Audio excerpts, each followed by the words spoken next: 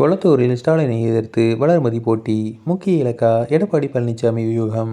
வரும் சட்டசபை தேர்தலில் கொளத்தூர் தொகுதியில் முதல்வர் ஸ்டாலின் போட்டியிட்டால் அவரை எதிர்த்து முன்னாள் அமைச்சர் வளர்மதியை நிறுத்தலாம் என அதிமுக பொதுச் செயலாளர் எடப்பாடி பழனிசாமி முடிவு செய்துள்ளதாக சொல்லப்படுகிறது. தமிழக சட்டசபையின் பதவிக்காலம் வரும் மே மாதம் முடிவரும். இதைத் தொடர்ந்து தமிழகத்தில் சட்டசபை தேர்தல் நடைபெறுகிறது. இந்த தேர்தல் அதிமுக, திமுக, பாஜக, பாமக, தேமுதிக, நாம் தமிழர், தவேக உள்ளிட்ட கட்சிகளுக்கு முக்கியமானது. அதிலும் ஆட்சியை பிடிப்பது யார் என்பதில் அதிமுக கூட்டணிக்கும் திமுக கூட்டணிக்கும் கடும் போட்டி நிலவுகிறது. இதனால் இந்த முறை வேட்பாளர்கள் அறிவிப்பிலும் அந்தந்த கட்சிகள் தீவிரம் காட்டி வருகின்றன. மேலும் தேர்தல் அறிவிக்கையும் மக்களை கவரும் வகையில் தயார் செய்யப்படும் என தெரிகிறது. திமுகவின் மகளிர் உரிமை தொகை திட்டத்திற்கு கிடைத்த வரவேற்பை கருத்தில் கொண்டு அதிமுகவும் இதுபோன்ற திட்டத்தை தேர்தல் அறிக்கையில் கொண்டு வர முனைப்பு காட்டுகிறது. மேலும் அதிமுகவு நிதி குறித்து கவலை இல்லை என்பதால் தேர்தல் அறிக்கையை எப்படி வேண்டுமானாலும் தயாரித்துக் கொள்ளலாம்.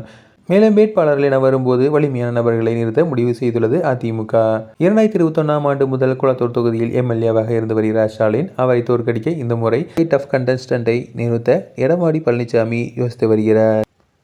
மேலும் வளர்மதி 1984ஆம் ஆண்டு நடந்த தமிழக சட்டசபை தேர்தலில் மயிலாப்பூர் தொகுதியில் போட்டியிட்டு வென்றார். அதன் பின்னர் 2001ஆம் ஆண்டு ஆலந்தூர் தொகுதியில் போட்டியிட்டு வென்றார்.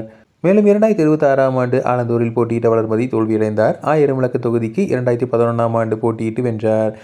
அப்போது முன்னாள் முதலமைச்சர் ஜெயலலிதா அமைச்சரவையில் சமூக நலத்துறை அமைச்சராக இருந்தார். 2021ஆம் ஆண்டு ஆலந்தூர் தொகுதியில் திமுகவின் தாமோ அன்புசரனை எதிர்த்து வளர்மதி போட்டியிட்டு தோல்வியடைந்தார். எனவே இந்த முறை வளர்மதி களத்தூரில் போட்டியிடுவார் என சொல்லப்படுகிறது. ஒருவேளை ஸ்டாலினை தோற்கடித்து அதிமுக ஆட்சி அமைத்தால் வளர்மதிக்கு முக்கிய அமைச்சரவையில் முக்கிய இலாகா ஒதுக்கப்படும் என சொல்லப்படுகிறது.